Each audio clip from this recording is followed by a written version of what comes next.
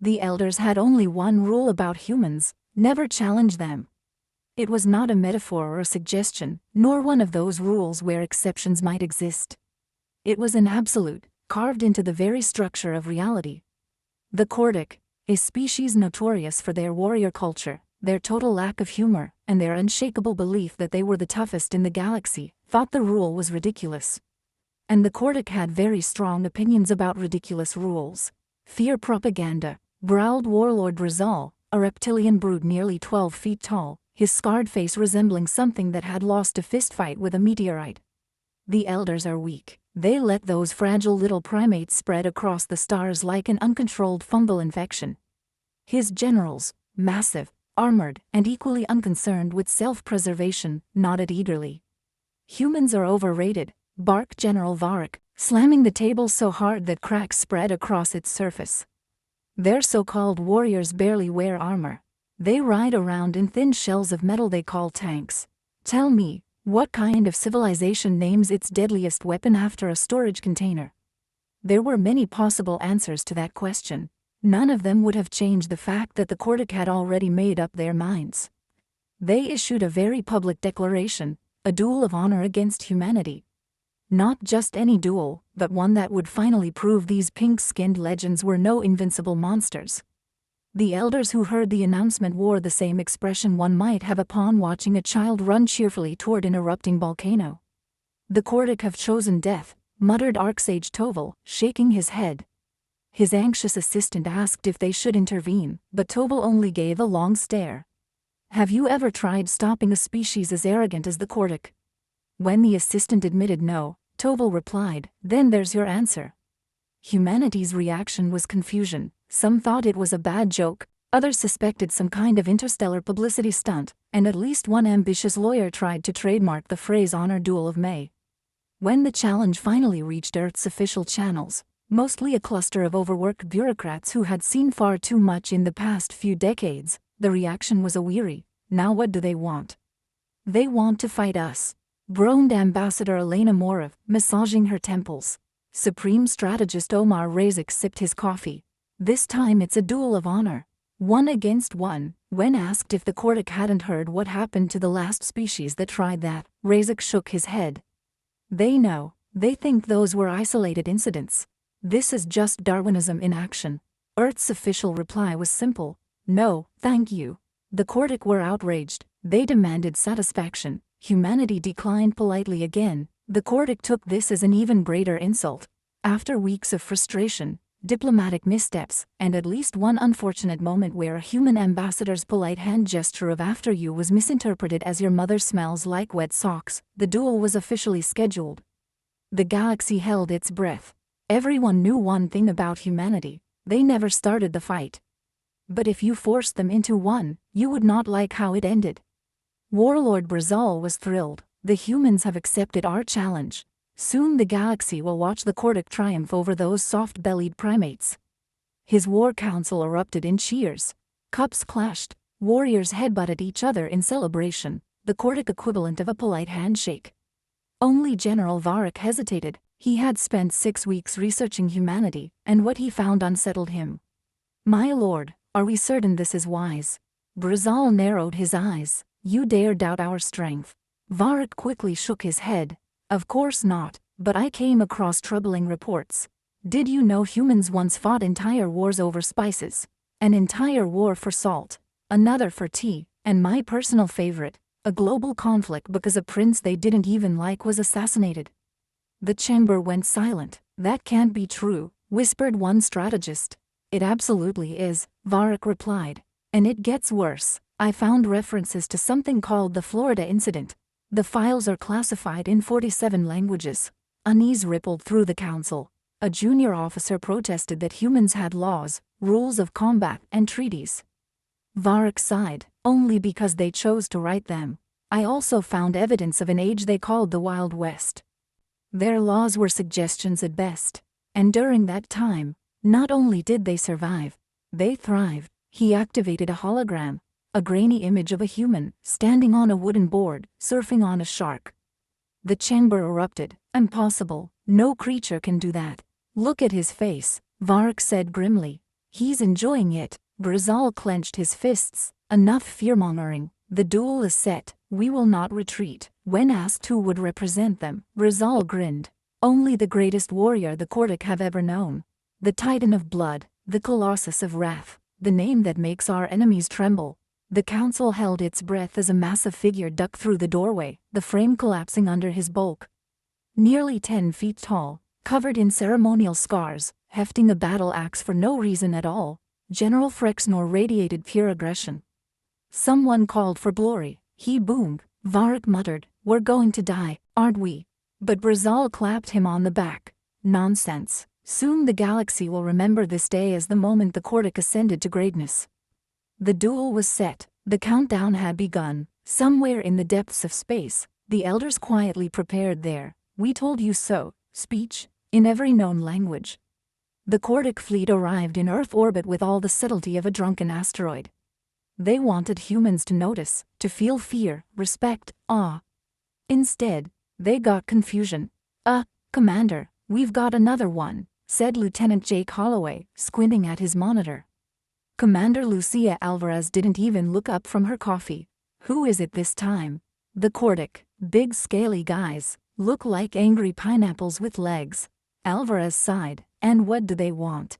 Jake hesitated. "It's a little strange. They're demanding a duel of honor with humanity." Alvarez finally looked up. A duel of honor, one of those ceremonial nonsense things. When he confirmed, she rubbed the bridge of her nose. "Did we insult their ancestors or something?" "Not exactly. They say we're too legendary and they want to prove we're overrated."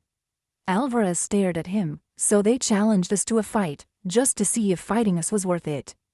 Jake nodded. "Pretty much. Is there an option where we just say no?"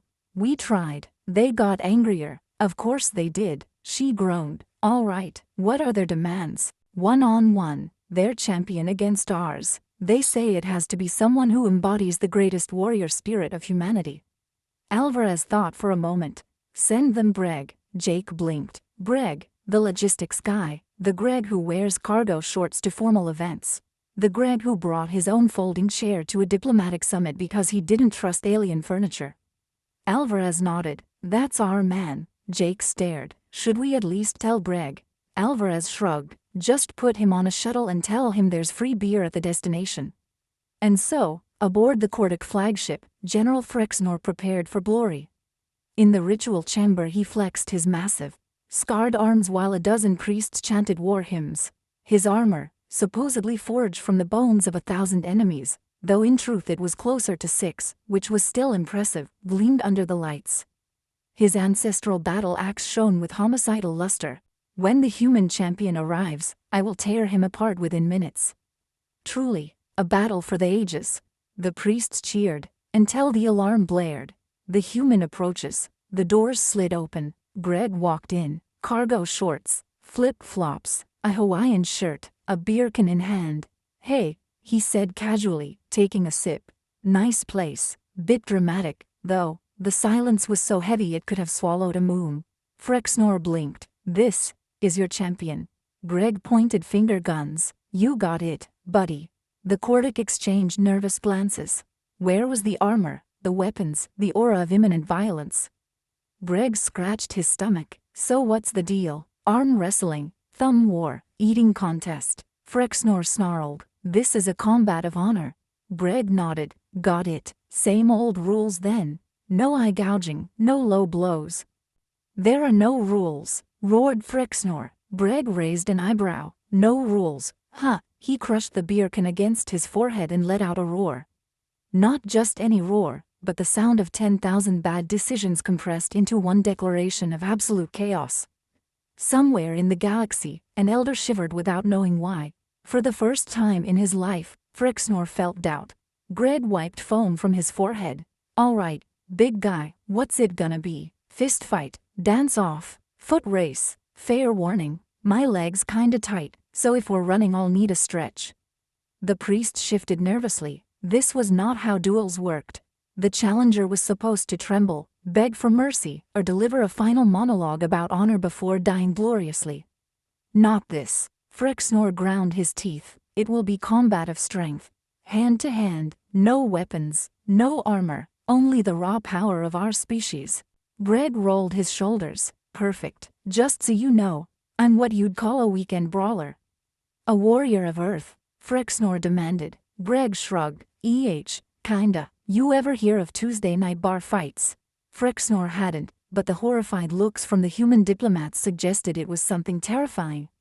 Enough talk, roared Frexnor. He charged like a living avalanche of scales and rage.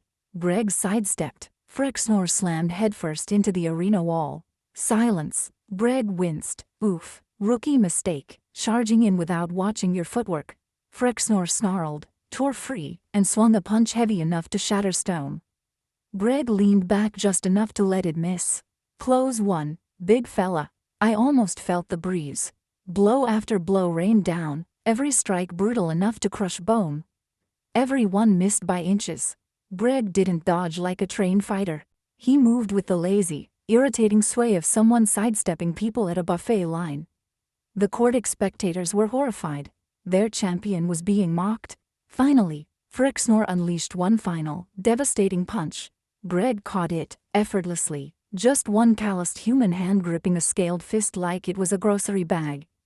Then Greg squeezed. Frexnor howled in pain. The War Council gasped as one. Greg leaned in, calm and unsettling. You ever heard of Dad's strength? Doesn't look like much, does it? But I've spent years moving heavy furniture, opening stuck pickle jars, and holding down squirming kids who didn't want a bath. My grip is unbreakable, my patience is non-existent, and my tolerance for dumb fights, he twisted Frexnor's wrist, drawing a groan of agony, is in the basement. With a casual flick, Greg threw the Kortak champion face first into the dirt. Silence, not a breath, not a whisper. Greg dusted off his shorts. Well, that was fun. Are we done here, or is this best of three? The Kortak Council erupted in chaos.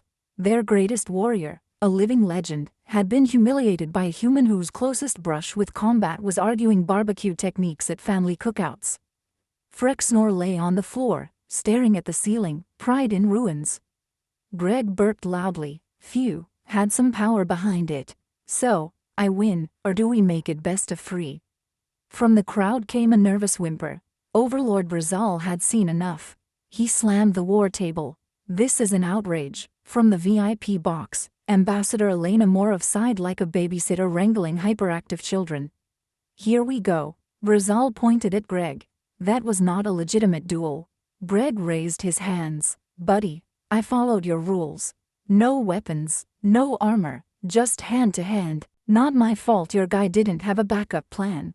The priests gasped. Frexnor groaned from the floor. Brazal's eye twitched. You mock us, human. Greg shrugged. Not on purpose, just comes naturally. You dishonor the sacred traditions of the Kortak. Again. Your rules, champ. I just showed up. Brazal trembled with rage. The conditions were unfair. The human was clearly enchanted. Greg chuckled. Oh yeah, big guy. Super enchanted. What followed spiraled into a full diplomatic meltdown. The Kortak demanded rematches, more duels, more tests of honor. Humanity refused every time. Finally, the elders intervened and forced the creation of the No-Challenge Treaty, barring anyone in the galaxy from ever again issuing humanity a duel of honor. And just to rub it in, humans founded the Intergalactic Gladiator Tournament, where they invited every species to come compete in contests ranging from wrestling to hot dog eating. Humanity never lost. The galaxy eventually learned what the elders already knew. Never challenge humans.